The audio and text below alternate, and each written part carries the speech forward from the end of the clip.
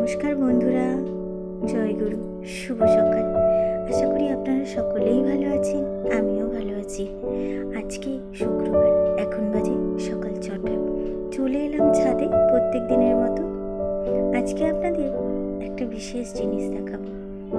এই দেখুন, আমাদের ছাদের মধ্যে এই যে এত বড় লেবু গাছ। মোটামুটি ভালোই এই লেবু হয় আর কি, ফসল। তো গাছটার প্রতি অনেকটা যত্নও করতে হয়। শুধু এই গাছটা নয়, প্রত্যেক গাছগুলোর প্রতি যত্ন করতে হয়। আর এই যত্নটা বেশিটা ওই করে।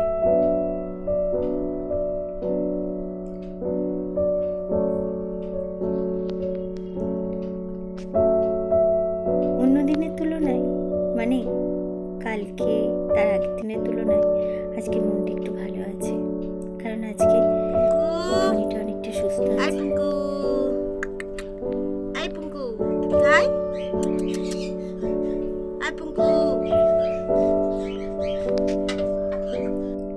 চলে এলাম ঠাকুর ঘরে, ঠাকুর দর্শন করতে। এবার যাব রান্নাঘরে, ভাতের হাঁড়ি চাপাবো। এই দেখুন, আজকে একটু সকালটা অন্যরকমভাবেই শুরু করলাম। অন্যদিন চা খাই সকালটা শুরুতে, আজকে আর খেলাম না। আজকে আমি এটাই বানালাম নিজের জন্য, ওর জন্য চা করে দিয়েছি। কারণ সি-সেকশনের পর থেকে দেখছি আমার শরীরটা খুব অসুস্থ হচ্ছে। আসলে প্রত্যেকটা মেয়েদেরই সি-সেকশনের পরে পেটের চর্বি, শরীরের নানা রকম রোগ ব্যাধি দেখা যায়।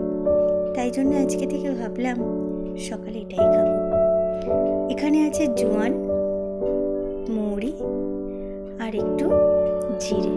এগুলো সবগুলো দিয়ে ফুটিয়ে একটু মধু দিয়ে খাবো। এদিকে ভাত, এই যে একটু বসে শান্তভাবে এটা খাচ্ছি। এই দেখুন, আজকে একটু সব রকম সবজি দিয়ে তরকারি বানাবো। আজকে আর কোনো আঁশ করবো না, কারণ আজ শুক্রবার, তো আমাদের ঠাকুরের দীক্ষা। তাই আমরা শুক্রবারটা যতটা পারি নিরামিষ খাওয়ার চেষ্টা করি। আজকে বানিয়েছি বিট, গাজর সমস্ত সবজি দিয়ে তরকারি, একটু ডাল,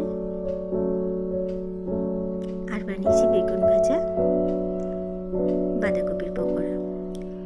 অল্প করেই বানিয়েছি, কারণ ওর মতো করে দিয়েছি আপাতত, একটু পরে আবার করব। আর দেখবেন পকোড়াটা একটু গরম গরমই ভালো লাগে, তাই ভাবছিলাম খাবার সময়ই ভাজবো। ওকে খেতে দিয়ে দিয়েছি। এই দেখুন, এখানে এই মহারানী চলে এসছেন। কাকিমা আমাকে সাজিয়ে দাও, ওকে সাজিয়ে দেবো।